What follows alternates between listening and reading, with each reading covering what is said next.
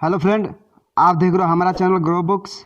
तो आज हम फिर से आपके लिए नई बुक लाए हैं, जिस बुक का नाम है the art of public speaking. इसका मतलब एक बेहतरीन और आत्मविश्वास से भरे हुए पब्लिक स्पीकर कैसे बने। इसका लेखक का नाम है डेल कार्निज विथ जेबी ईसनेवेन। तो चलिए बुक को आपको हम दो लफ्ज़ों में बताते हैं। The art of public speaking में हम देखेंगे कि किस तरह से आप पब्लिक स्पीकिंग की कला में माहिर बन सकते हैं। यह किताब हम बताती है कि किस तरह से आप अपने स्टेज के डर से आज़ाद हो सकते हैं और किन तरीकों का इस्तेमाल करके आप बहुत सारे लोगों को अपने विचारों से प्रभावित कर सकते हैं। यह बुक किसके लिए है? वे जो एक बेहतर पब्लिक स्पीकर बनना चाहते हैं, वे जो लोगों को प्रभावित करने के लिए तरीका सीखना चाहते हैं, वे जो एक अच्छे लीडर बनना चाहते हैं। अध्याय नंबर 1, यह किताब आपको क्यों पढ़नी चाहिए। आज के वक्त में दुनिया को लीडर्स की बहुत ज़्यादा ज़रूरत है। हमें वो लोग चाहिए जो हमारे समाज को पहले से बेहतर बनाने के लिए काम कर सके। हमें वो लोग चाहिए जो एक बेहतर बिजनेस खड़ा करके अच्छे प्रोडक्ट मार्केट में ला सके, जिससे लोगों का फ़ायदा हो। लेकिन यह सब कर पाने के लिए उन्हें एक कला में माहिर बनना होगा, पब्लिक स्पीकिंग।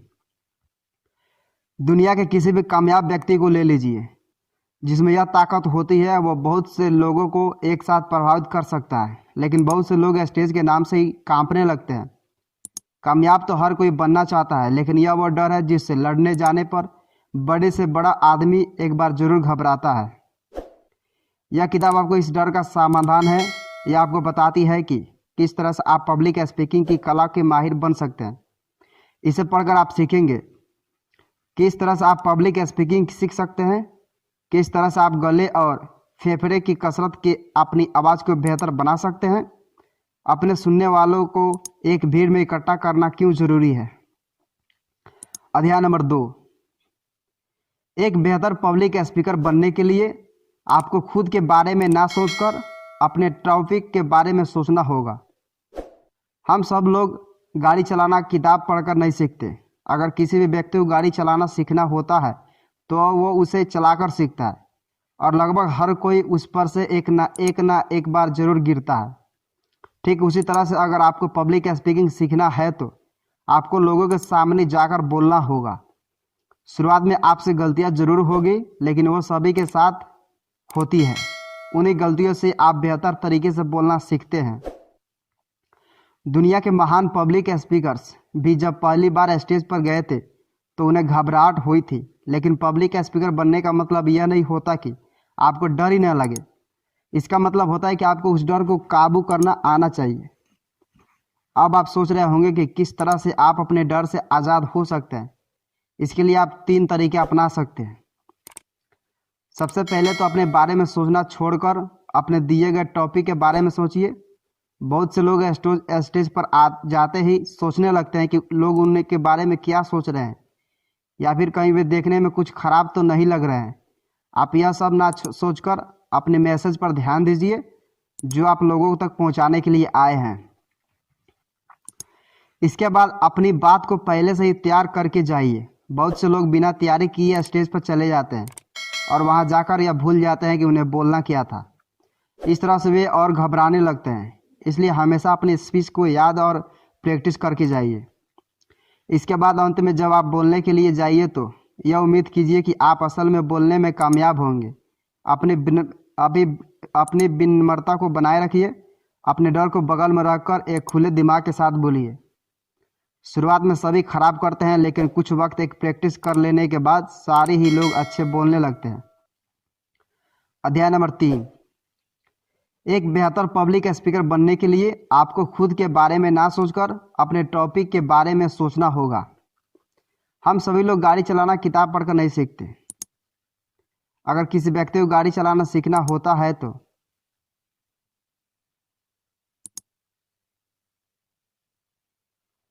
अध्याय नंबर 4, एक टोन में ना बोलकर अपनी बात के जरूरी शब्दों पर जोर दीजिए। गाने सुनते वक्त आपने यह देखा होगा कि उसमें अलग अलग धुन का इस्तेमाल होता है। ज़रा सोचिए, आपका मनपसंद गाना सुनने में कैसा लगता है? अगर उसमें सिर्फ एक तरह का धुन बजता और गाने वाला सिर्फ एक टोन में गाया जाता। कोई भी चीज़ अगर पूरी तरह से सिर्फ एक खूबी को दिखाए तो वह खूबसूरत नहीं लगती। सोचिए, अगर दुनिया सिर्फ एक ही रंग में रंग जाती। सोचिए, अगर दुनिया सिर्फ एक ही रंग में रंगी होती तो कैसा लगता? आपके पास हर जगह सब कुछ सफ़ेद रंग का हो जाए क्या तो कैसा लगेगा? यहाँ पर कहने का मतलब यह है कि बोलते वक्त कभी इस तरह से मत बोलिए कि सुनने वाले को लगे आप रट कर कुछ बोल रहे हैं। अपने टोन को ज़रूरत के हिसाब से बदलते रहिए और अपने वाक्य के ज़रूरी हिस्सों पर जोर देकर बोलिए। एग्जाम्पल के लिए आपको कहना है, कामयाब आपकी किस्मत नहीं बल्कि आपके कर्मों का नतीजा है। तो यहाँ पर आप इस वाक्य के जरूरी शब्दों को पहचानिए, जैसे कामयाबी, किस्मत, कर्मों और नतीजा। अब आप इन जरूरी शब्दों को थोड़ा सा जोर देकर बोलिए ताकि ये शब्द सुनने में बाकी के शब्दों से अलग लगे। लेकिन जोर देकर बोलने का मतलब यह नहीं है कि आप उसे चिल्ला कर कहें। इसका मतलब कुछ अलग तरह से कहना ताकि सुनने वाला यह समझ जाए कि वो शब्द वाक्य के जरूरी शब्द है। अगर आप जोर से बोल रहे हैं तो उन जरूरी शब्दों को आराम से कहिए। अगर आप आराम से बोल रहे हैं तो उन शब्दों को जोर से कहिए, या फिर आप उसे अपने स्टाइल में कुछ अलग तरह से कहने की कोशिश कीजिए ताकि वो बाकी के शब्दों में अलग लगे। अपनी बात के जरूरी हिस्से को अलग तरह से बोलने के 3 तरीके हो सकते हैं। सबसे पहला अपने स्पीच को बदलना, दूसरा है अपने बोलने की रफ्तार को बदलना, और तीसरा है कुछ देर तक रुक कर बोलना। जब हम कुछ मज़ेदार बात बता रहे होते हैं तो हम तेज बोलते हैं, और जब कुछ खूबसूरत लम्हों की बात करते हैं तो आराम से बोलते हैं। इससे हमारे टोन अलग हो जाते हैं। इसके बाद अगर आप अपनी ज़रूरी बात को बोलने से ठीक पहले या ठीक बाद कुछ देर के लिए रुक जाएंगे तो वह बात बाकी की बातों से अलग लगेगी। या फिर अगर आप अपने वाक्य की शुरुआत तेज रफ्तार में बोलते हुए करेंगे और उसके अंत में उसे धीरे बोलेंगे तो वह भी सुनने में अलग लगेगा। इस तरह से आप अपनी स्पीच को आकर्षक बना सकते हैं। अध्याय नंबर 5, अपनी बात के जरिए अपने लोगों में भावनाएं पैदा करने वाला व्यक्ति बहुत अच्छा स्पीकर होता है। इंसान हमेशा अपनी भावनाओं के आगे मजबूर हो जाता है। यही वो चीज़ है जो हमारी ज़िंदगी में रंग डालती है और इसे खूबसूरत बनाती है। अगर आप किसी तरह से अपने सुनने वालों के अंदर एक भावना पैदा कर सके तो वे आपके बहुत पसंद करने लगेंगे। लोग इसलिए कॉमेडी शो ज़्यादा देखने जाते हैं और एक डॉक्यूमेंट्री कम देखते हैं, क्योंकि कॉमेडी में एक भावना को पैदा करती है खुशी। सिर्फ यही नहीं, सेल्स में भी जब हम ग्राहकों की भावनाओं पर ज़्यादा ध्यान देते हैं तो हम अपने प्रोडक्ट को आसानी से बेच पाते हैं। लोग नया आईफोन इसलिए नहीं खरीदते क्योंकि वो अच्छा है। आईफोन ऐसा कोई भी फीचर नहीं देता जैसे जो सैमसंग या ओप्पो या वीवो नहीं देते। लेकिन अगर आपके सामने आईफोन और दूसरे स्मार्टफोन्स रख दिया जाए तो संभावना ज़्यादा है कि आप आईफोन को चुनेंगे, क्योंकि लोगों को लगता है कि उससे इस्तेमाल करने से उनका दर्जा उठ जाता है। भावनाएं हमारी ज़िंदगी को चलाती है, इसलिए अगर आप किसी तरह से भावनाओं पर काबू पा ले तो आप लोगों के दिलों पर काबू पा सकते हैं। किस तरह से आप लोगों में भावना पैदा कर सकते हैं? आसान शब्दों में प्रैक्टिस करके आप जिस भी टॉपिक पर बोल रहे हैं आपको उसके अंदर पूरी तरह से घुसना होगा। उसे अपनी आत्मा में बसा लीजिए और उसे पूरी तरह से उतार जाइए। जब एक्टर्स अपने रोल की तैयारी करते हैं तो वो उसे में भावनाएं पैदा करने के लिए पूरी तरह से कैरेक्टर में उतर जाते हैं। शूटिंग से कुछ घंटे पहले ही वे खुद एक कमरे में बंद कर लेते हैं और सिर्फ एक सीन के लिए प्रैक्टिस करते रहते हैं। इस तरह से वे देखने वालों के अंदर भावनाएं पैदा कर पाते हैं और उनका दिल जीत पाते हैं। अगर आपको भी ऐसा करना है तो आपको भी अपने टॉपिक को अच्छे से तैयार करना होगा। अध्याय नंबर 6, बोलने के साथ ही आपको अपने गेस्चर पर ध्यान देना होगा। गेस्चर का मतलब होता है बोलते वक्त अपने हाथ और अपने शरीर को अपनी स्पीच के हिसाब से हिलाना। यह वो इशारे होते हैं जिसे देखकर लोग आपकी बात को अच्छे से समझ पाते हैं। इसमें माहिर बनने के लिए भी आपको प्रैक्टिस की ज़रूरत होगी। सबसे पहले तो इन्हें ज़बरदस्ती बाहर लाने की कोशिश मत कीजिए। गेचर आपके अंदर से अपने आप निकलने चाहिए। और अगर आप ज़बरदस्ती से बाहर निकालने की कोशिश करेंगे तो लोगों को तुरंत पता लग जाएगा कि वो नकली है। लेकिन इसका मतलब यह नहीं है कि आप उसे प्रैक्टिस नहीं कर सकते। गेचर को बेहतर बनाने के लिए आप उसे बार बार प्रैक्टिस कर सकते हैं। यह जरूरी नहीं है कि आप हर एक गेचर को एक ही तरीके से प्रैक्टिस करें और हर बार उसे उसी तरह से इस्तेमाल करें। कभी कभी यह संभव भी नहीं होता। यह आपके अंदर से समय समय पर अपने आप निकलने चाहिए। आप अगर एक होनहार स्पीकर को एक ही स्पीच 2 बार देते हैं, 2 बार देते हुए सुनिए तो आप यह देखेंगे उनके गेस्चर बदलते रहते हैं। इसके बाद आपको यह ध्यान देना होगा कि आपके अंदर से जो गेस्चर निकल रहे हैं वो आपके स्पीच और आपके टोन के साथ मैच खा रहा हो या नहीं।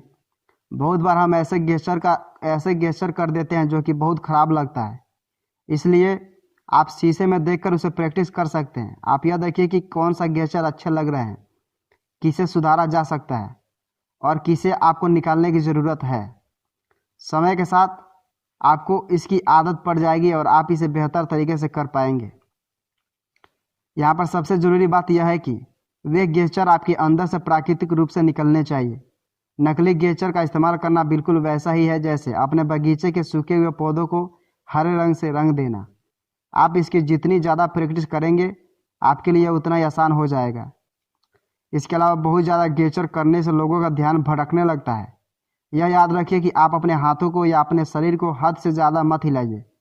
साथ ही अपने चेहरे के हाव भाव पर भी ध्यान दीजिए। अध्याय नंबर 7, अपनी आवाज़ को अच्छा बनाने के लिए अपने गले और फेफड़ों का ख्याल रखिए। जब हम बोलते हैं तो हमारे फेफड़ों से हवा हमारे गले तक जाती है जिससे कि आवाज़ बाहर निकलती है। दूसरे शब्दों में हम जब बोलते हैं तो हमारे फेफड़े पर प्रेशर पड़ता है और ज़्यादा जोर से काफ़ी देर तक बोलते रहने पर सीने में दर्द हो सकता है। इसलिए यह ज़रूरी है कि आप अपने फेफड़ों का और अपनी सेहत का अच्छा ख्याल रखें। लेखक एक ऐसे पब्लिक स्पीकर को जानते थे जो बोलने की प्रैक्टिस भागते हुए करता था। उससे उसके फेफड़े में ज़्यादा हवा जाती थी और उसकी कसरत होती थी जिससे कि स्टेज पर वो लंबे समय तक बोल पाता था। आप चाहे तो यह तरीका अपना सकते हैं या फिर एक दूसरे तरह से भी कसरत कर सकते हैं जो कि नीचे दिया गया है। सबसे पहले अपने हाथों को अपने कमर पर रखिए और एक हाथ की उंगली को दूसरे हाथ की उंगली से छूने की कोशिश कीजिए जिसे आप अपने फेफड़ों को दबा रहे हैं जिससे कि सारी हवा बाहर निकल रही है। इसके बाद अपने कंधों को ऊपर उठाए बिना आप सांस अंदर खींचिए। इसे बार बार दोहराइए। फेफड़ों के अलावा आपका गला भी अच्छे से बोल पाने के लिए भी बहुत ज़रूरी होता है। इसकी कसरत करने के लिए आप अपनी गर्दन को फिक्स करके अपने सीने को लेफ्ट राइट घुमाइए। ऐसा करते वक्त आपके सिर को आगे की तरफ झुकाइए। इससे आपके गले को राहत मिलेगी। गले को खोलने के लिए आप अपने मुंह को खोलिए और उसे पूरी तरह से खुला रखकर बोलने की कोशिश कीजिए। इससे आपकी आवाज़ क्वालिटी अच्छी हो जाएगी। लेकिन आवाज़ अच्छी होने का मतलब सिर्फ यह नहीं है कि वह तेज हो। इसका मतलब यह भी है कि वह साफ और स्टेज के पीछे जो लोग बैठे हैं वे भी आपके बात को अच्छे से और साफ सुन पाए। अगर आपकी आवाज़ साफ होगी तो आपके फुसफुसाने पर भी लोग आपको अच्छे से समझ पाएंगे। ऐसा कर पाने के लिए आप अपने हाथ को अपने मुंह के पास लगाइए और यह शब्द जोर से बोलिए, क्रैश डैश विल बज। इन शब्दों को तब तक बोलते रहिए जब तक आप इनके वाइब्रेशन को अपने हाथ पर महसूस ना करने लगे। अध्याय नंबर 8, आप सुनने वालों को एक भीड़ में इकट्ठा कीजिए ताकि आप अपनी बात को लोगों तक अच्छे से पहुंचा सकें। क्या आपने कभी देखा है कि किसी सेमिनार में एक व्यक्ति ताली बजाता है और फिर सारे ही लोग अचानक से तालियां बजाने लगते हैं? क्या आपके साथ कभी यह हुआ है कि आपके ग्रुप में सारे लोग अचानक से ऊपर देखने लगते हैं और आप भी उसी वक्त ऊपर देखने लगते हैं? इंसानों की इस खूबी को कॉन्टेजियन कहते हैं, जिसकी हिंदी में मतलब होता है एक व्यक्ति के विचार या रोग का दूसरे व्यक्ति तक पहुंचना। इसका आसान सा मतलब होता है एक चीज़ का फैलाव। इसका मतलब यह है कि अगर आप अपने सुनने वालों को एक भीड़ में इकट्ठा कर लेंगे तो आप अपने विचारों को उन तक आसानी से पहुंचा सकते हैं। भीड़ में विचारों को इन्फेक्शन बहुत तेज़ी से फैलता है। अगर एक भीड़ भरी जगह पर एक व्यक्ति अचानक से चिल्लाने लगे, आग आग भागो भागो, तो सारे लोग पागल की तरह भागने लगेंगे। इसलिए अगर आप चाहते हैं कि सब लोग आपके विचारों को सुने तो उन्हें अलग अलग मत बैठने दीजिए, उन सभी को एक भीड़ में इकट्ठा कर दीजिए। यह करने के लिए आप सबसे पहले उन अलग बैठे लोगों को पास चलते हुए जाइए और उनकी ज़रूरतों के बारे में, डर के बारे में और भावनाओं के बारे में बातें कीजिए। एक बार जब उन अलग बैठे लोगों को लगने लगेगा कि यहाँ पर उनके जैसा विचार वाले लोग बैठे हैं, तो वे भीड़ में जाकर मिल जाएंगे और आपकी बात को अच्छे से सुनेंगे। लेकिन बहुत से लोग इस बात को नहीं मानते हैं कि भीड़ में बैठने पर सारे लोग एक तरह से सोचते हैं। अगर आपको इस बात पर अभी भी कोई शक है तो इतिहास के इस एग्जाम्पल पर एक नज़र डालिए। 19वीं शताब्दी में सोवियत की सरकार ने यह नियम लागू किया कि कोई भी कहीं भी भीड़ नहीं लगाएगा। उन लोगों को इस बात का डर रहता था कि अगर सारे लोग एक साथ आने लगेंगे तो सरकार से बगावत करने की चाहत अचानक फैलने लगेगी और उन लोगों को हड़ताल का सामना करना पड़ सकता है। इसलिए आपको भीड़ इकट्ठा करने की काबिलियत अपने अंदर विकसित करनी होगी, क्योंकि इसमें वो ताकत है जिसमें सरकार गिराई जा सकती है। अध्याय नंबर 9, अपने बहस करने की ताकत को बढ़ाइए। बहुत बार हम कुछ ऐसा बातें बोल देते हैं जिसे साबित कर पाने में हमें परेशानी होती है। कभी कभी हम अपनी राय देने लगते हैं और बहुत से लोग उन राय को नहीं मानते। इसलिए अब बहुत ज़रूरी है कि आप जो भी बोलें उसे साबित करने की ताकत भी रखें, वरना आपकी कही गई बातों को आपके खिलाफ इस्तेमाल किया जा सकता है। साथ ही अगर आप अपनी बातों को साबित नहीं कर पाएंगे तो लोग आप पर भरोसा नहीं करेंगे। इसके अलावा अगर आप कभी किसी से बहस हो जाए तो आपको उसकी बात का जवाब भी देना आना चाहिए। अपनी बात को साबित करना और दूसरे से बहस करना, यह दोनों ही ज़रूरी है। इसलिए आपको यह भी सीखना होगा कि किस तरह से आप अपनी बात को सही साबित कर सकते हैं, और यह भी सीखना होगा कि किस तरह से आप अपने विरोधियों की बात को गलत साबित कर सकते हैं।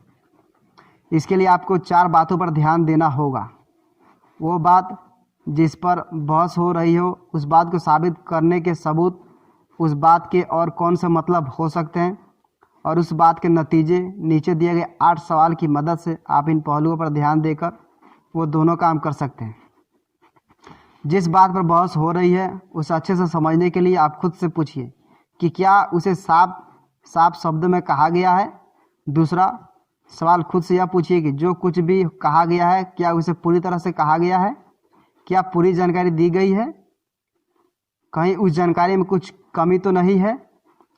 इसके बाद आप उस बात को साबित करने के सबूत पर ध्यान दीजिए। खुद से यह सवाल पूछिए, उस बात को किस एक्सपर्ट ने कहा है, क्या वो व्यक्ति वाकई में एक एक्सपर्ट है, क्या वह सही सोच समझ सकता है। दूसरा सवाल यह है कि पूछिए, क्या सारे फैक्ट्स पर ध्यान दिया जा रहा है, क्या वो सारे फैक्ट्स एक ही बात कह रहे हैं या अलग अलग, क्या वो सच में फैक्ट्स है या फिर किसी की राय है। इसके बाद बारी आती है यह समझने की उस बात के और कौन कौन से मतलब हो सकते हैं जिन फैक्ट्स के आधार पर उस बात को कहा जा रहा है, कहीं उसका कुछ दूसरा मतलब तो नहीं निकल सकता। दूसरा सवाल यह है कि आप जो बात कर रहे हैं उसे गलत साबित करने के लिए कौन कौन सी बात कही जा सकती है। इसके बाद अंत में आता है कही गई बात के नतीजे क्या हो सकता है। इसमें आप खुद से यह पूछिए कि कहीं आपने कुछ ऐसा तो नहीं कहा जो सबूतों पर आधारित नहीं है। और दूसरा सवाल यह है कि क्या सारे सबूत एक ही बात की तरफ इशारा कर रहे हैं। अध्याय नंबर 9, अपने सुनने वालों को एक कहानी सुनाइए ताकि वे कल्पना कर सकें। ज़्यादातर लोगों को जानकारी नर्वस और एस्टेरिक्स नहीं पसंद है। लोगों को यह जानने में बिल्कुल मज़ा नहीं आता कि पिछले 10 सालों में सिगरेट या शराब पीने से कितने लोग की मौत हुई है।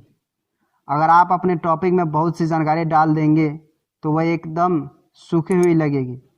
इसमें रस भरने के लिए आपको उसे मज़ेदार बनाना होगा।